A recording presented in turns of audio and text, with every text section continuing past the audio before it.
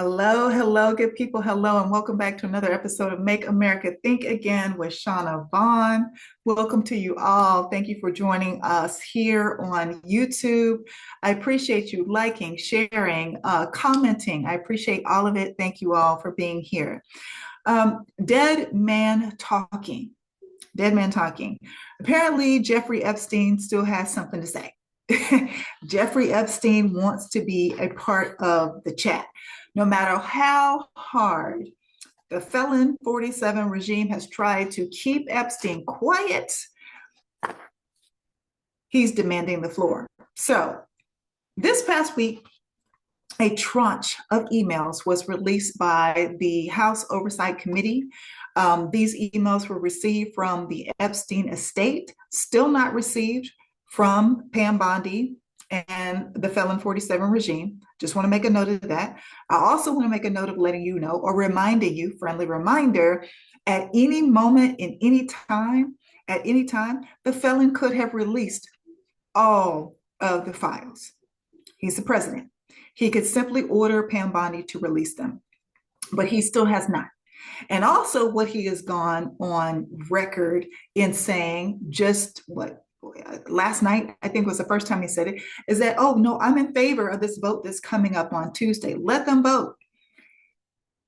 They don't have to vote. You could literally release the files. You could literally do it. There doesn't have to be a vote. So, what does that make you think about his approach in this situation? Because he's been against it. Oh, forget it. I want you to focus on, what we're accomplishing. And that's a whole nother episode of what they're not accomplishing, but what he's trying to tell you on what they are accomplishing. But, forget about the Epstein. I don't know that individual, or, it's been so long since I had anything to do with that individual. I separated myself from him because he was still in my people, all that. And now we find out in emails that they were communicating and even traveling together, spending Thanksgiving together as recent as 2019, right before Jeffrey Epstein went to prison and ended up unalived. Right before that. So we have emails that have dropped over this past week. Emails, videos, pictures. Hold on a second. Because this tea is piping hot. Emails, pictures, videos, voice recordings, even that dropped over the course of last week. It was like the oversight committee was just, breadcrumbs all week. And so I feel like in this moment, in order to try to save face, because it looks like there are going to be quite a few Republicans voting in favor of releasing these documents tomorrow. I believe that in order to save face, he's saying, well, yeah, go ahead and vote on it. But again, there doesn't need to be a vote. I don't know if you know this or not, but he could literally pick up the phone, contact Pam Bondi and say, hey, release everything. There doesn't have to be a vote. So I can't figure out if they've got something else up under their sleeve, up their sleeves, like maybe they redacted. They've had more time to redact some things or some specific things that he wanted removed, especially after this Bubba email, which I'm going to get to in a second. Or he's just trying to save face and pretend like, oh, well, I'm the one who said go ahead and vote on it, because the vote is going to pass. It looks like the vote is going to pass. So let's talk about some of these emails.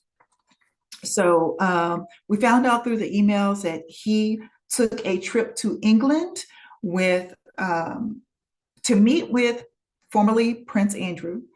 But also, according to Epstein, these emails, Epstein was there on that trip as well.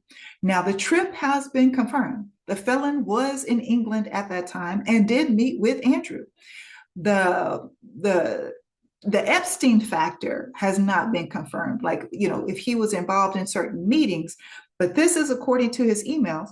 He traveled with the felon to England to meet with formerly Prince Andrew. Also, let me remind you, in a previous email, I told you that the two of them referred to themselves as the Pussy Committee. And they came together to, I don't know, as wingmen or what they were, basically to provide girls, young girls for Andrew is what it sounds like this pussy committee was to do, their goal, their objective. So they had this trip to England. We also found out through the emails that he spent Thanksgiving with um, with Epstein during his first term in office. Both of these are during his first term in office, by the way.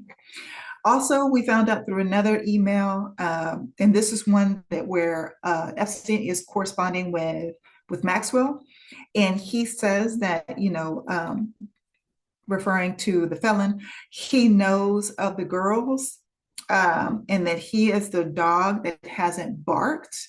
Also, also in this email, that he spent hours at my house. He spent hours at my house with one of the victims. And Epstein says girls, but one of the victims, we know that he, felon 47, spent hours at his house with one of these victims when he wasn't there. Epstein says when he wasn't there. And then he goes on to say that he is the dog who hasn't barked. Now, if you're not familiar with that phrase, it basically means that dogs bark when there's something foreign to them or somebody they don't know or something they're fearful of. Well, he's not barking. He's not speaking. He's not saying anything. And so this was from, I think, April 2nd of 2011. And then on January 21st, on January 21st of 2019, of course he knew about the girls. And this is between him and, I guess, Maxwell, Epstein and Maxwell. And 2019 is when Epstein, said that he attended this meeting with the felon and formerly Prince Andrew.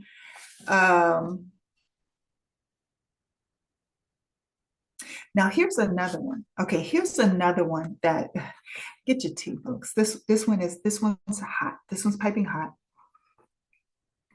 This one's juicy.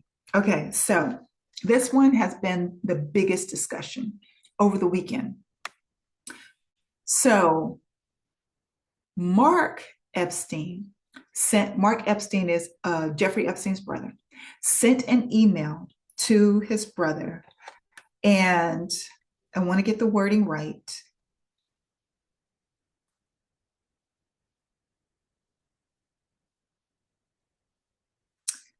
I want to get the wording right. Where did I write that down? Oh, here it is. Mark Epstein. This is on March 21st of 18. Again, the felon is in office. Ask him if Putin has the photos of Trump blowing Bubba.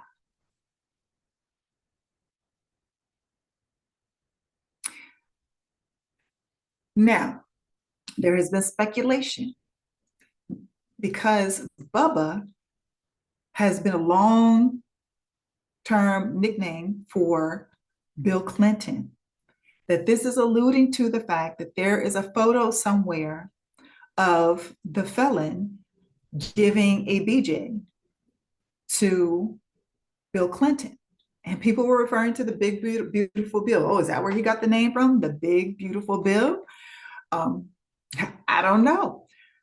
But what I do know is there was a video released over the weekend of the felon literally patting up the torso of Bill Clinton, and he started in the penis area. Okay? And he's patting another man's junk all the way up and then patting up to his chest. And then they kind of laugh it off. But I don't know about you. I don't know about you, but I don't know one completely heterosexual male that would have done this. I don't know one. I don't know. I don't know. And I know like kids and teens do circle jerks and weird shit like that. I know that happens, but I don't know any fully heterosexual. When I say that, meaning they don't claim to be bisexual, they don't, do any undercover DL stuff. I don't know one who would agree to what I saw the felon doing in that video. Now, I'm not knocking anybody for their sexuality. If that's your sexuality, that's your sexuality. However, you can't go on day after day, month after month, going after homosexual people, going after trans people, going after and claiming this whole, oh, we're Christian and we don't do this and we don't do that. When you were actually doing this, we got you on video now. You patting a man's junk. So, yeah, Bubba. So the speculation is that Bubba is Bill Clinton. And now with this video coming out, I don't know. I don't know. Because again, I don't know one man who is fully heterosexual that would engage in just the patting of the penis. I don't know one. I don't know one. So we had that video came out. There was also a photo of the felon laid across a bed. It was giving it was very much giving YMCA music song, very much giving that. And then also there was this voice recording that I heard. What is her name? Tara Palmieri. She posted this in response to Megyn Kelly trying to justify men going after 15-year-old girls. She posted this of a 14-year-old victim at that time. And it's my understanding that this is when she was communicating with law enforcement about what Jeffrey Epstein had been doing to her. And just to hear this child's voice, how childlike she sounds, just the voice, the pitch of her voice, the word terminology she was using, clearly a child.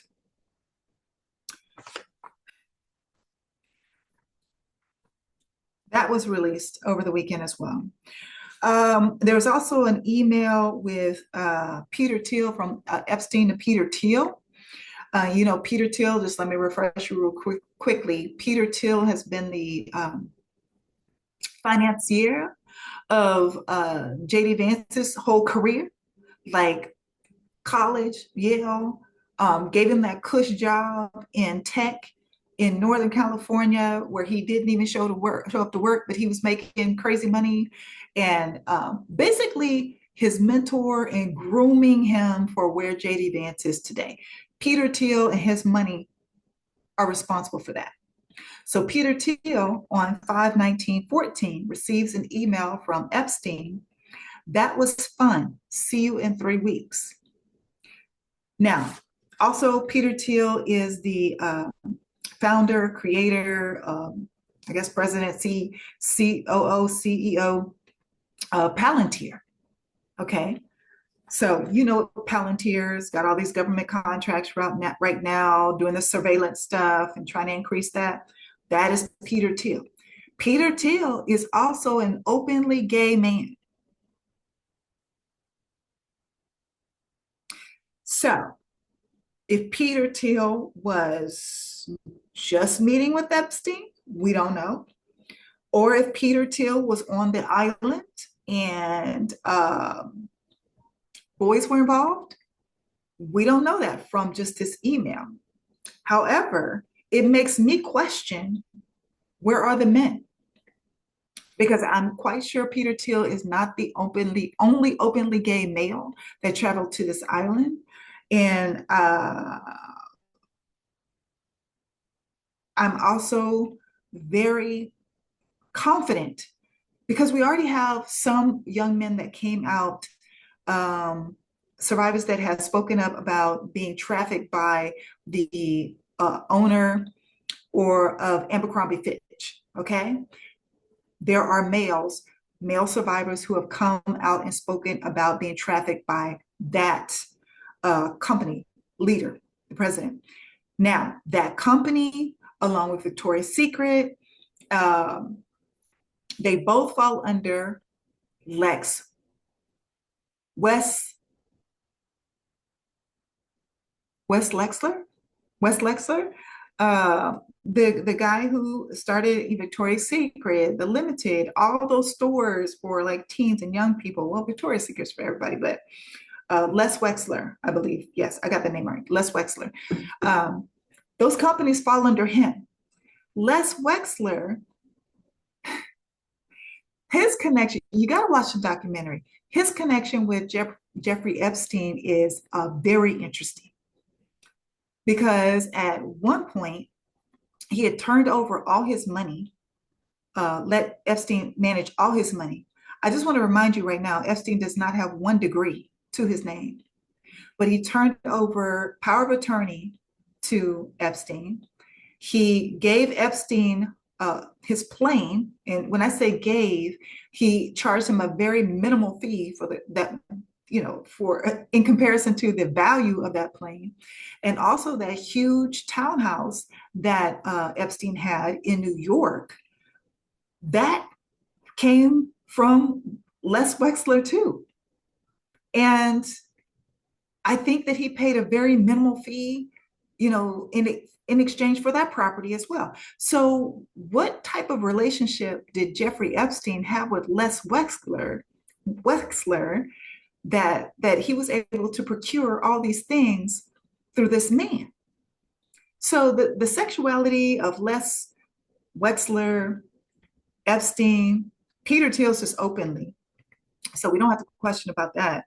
But when you see all these men, very powerful men, very wealthy men involved, and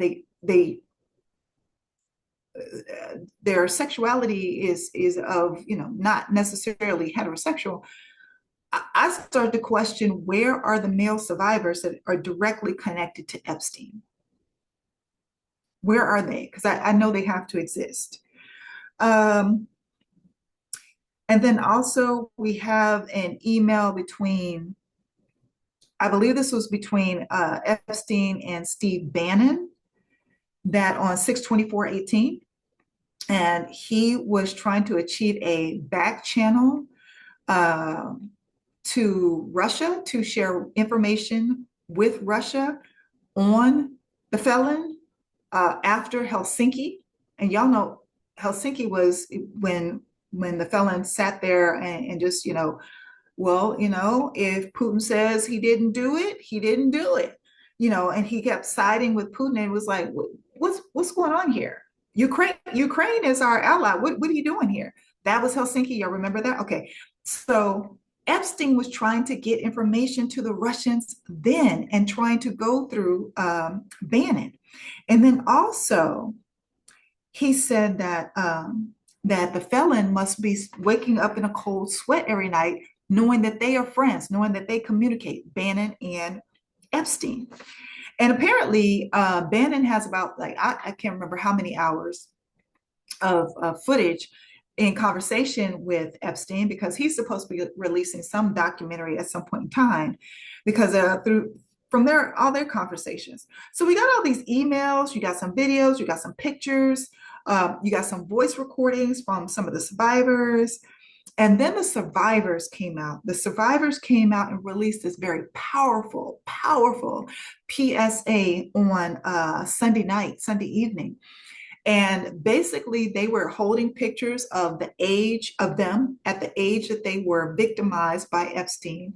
And they were talking about just the pain that they had gone through, and also trying to encourage people to contact their representatives because this vote is coming up on Tuesday. So please do that. We want to make sure that as many of our representatives are voting in favor of this information being released. But that PSA was powerful. And here's the thing. This could also be in the back of Felon 47's mind as well, because the survivors are becoming more and more powerful. This PSA proved it. More of them that are coming forward and speaking, even if they put out a statement as a Jane Doe, which happened as well last week, that lets you know that they are finding their voice. And they're getting more and more pissed off with the stalling and being called a hoax. Like this really happened to them. Right now, I don't have it near me, but right now I'm reading Virginia Giuffre's book. Oh my God. Oh my God. I'm not even to where she's in her teens yet. Like she hasn't even left her home, where she was living in Florida. She hasn't even left the home yet. Well, it starts off and then it kind of goes back to her childhood. But all the things that have happened to her before she turned like age 11, it's just so unbelievable and sad that grown people are preying on kids like this, just babies like this. So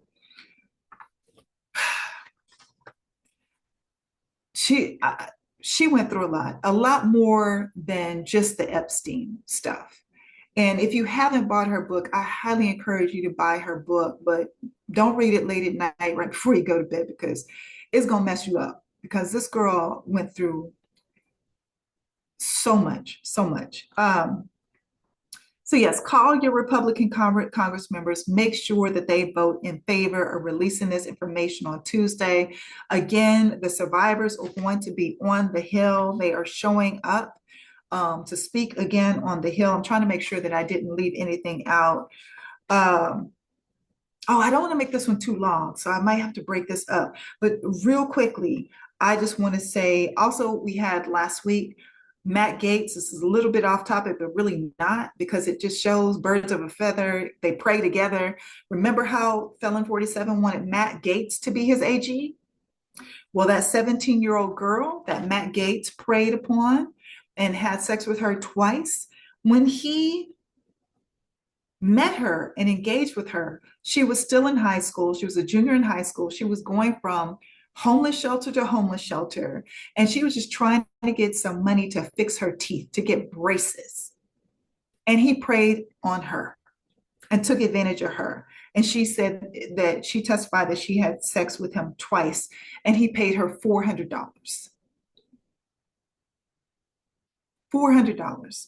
This is the depravity of these people. This is what I'm talking about. This is why it's so infuriating.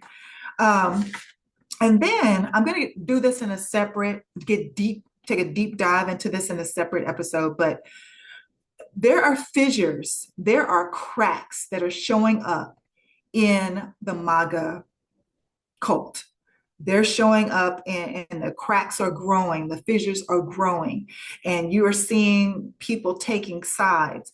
But here, in regards to this information, this is what I want, the last thing I want to say about this. I was shocked. I said, you know what, this is going to be it, because the whole Bubba thing, it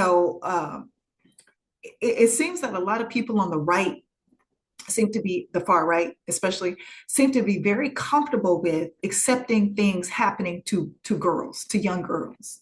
You had Megyn Kelly trying to justify it just last week. Okay, so it seems like they're very comfortable with saying or ignoring or just overlooking the targeting and men preying on young girls. But the one thing I thought that would be a bridge too far for them would be the Bubba thing, the homosexuality of it all. Okay, but over the weekend you had Alex Jones of InfoWars. This is what he said live. If there's no video of the president sucking a ding dong,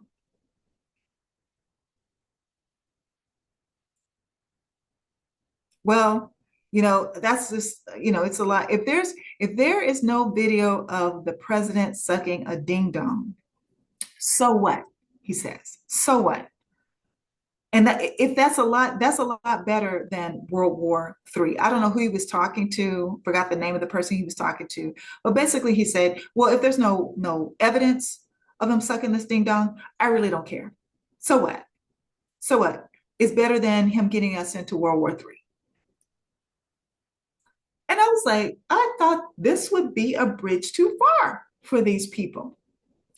And then you also had some maggots come out posting about themselves being pedos in support of Felon 47.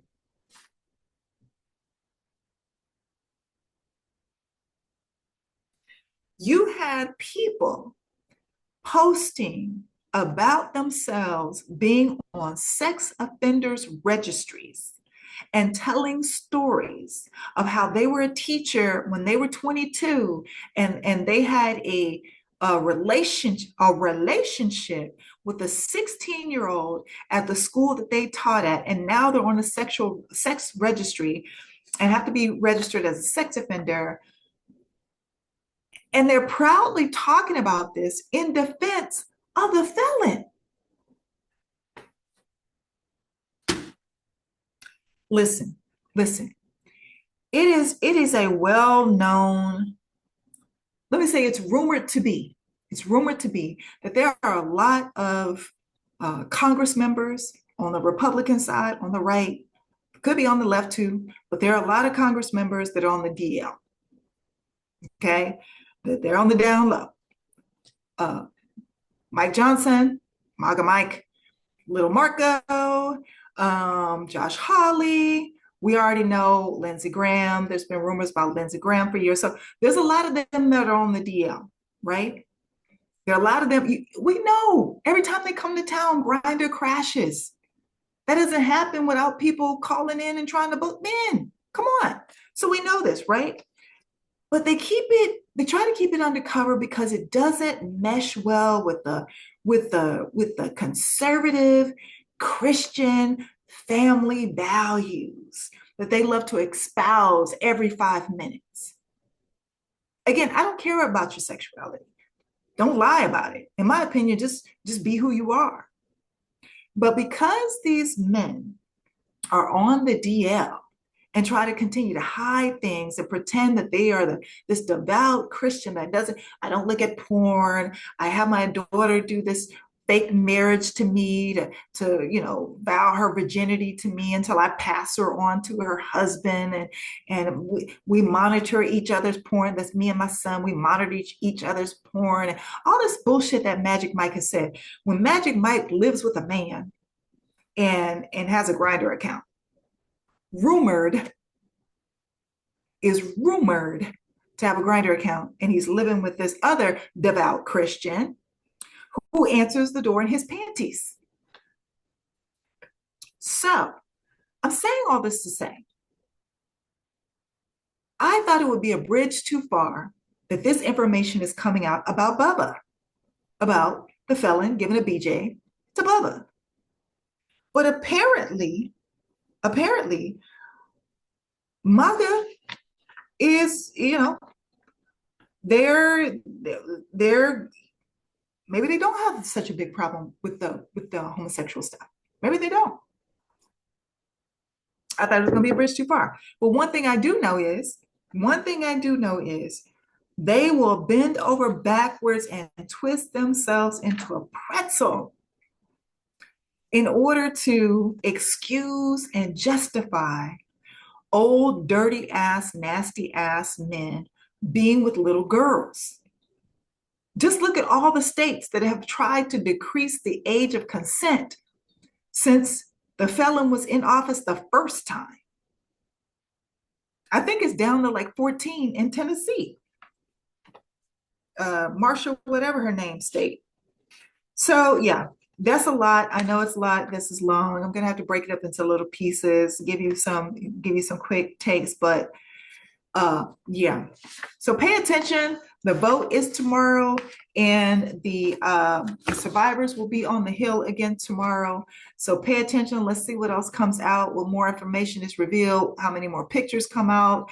Videos come out? All of the things. But yeah, the dead man still has some more to say. So stay tuned.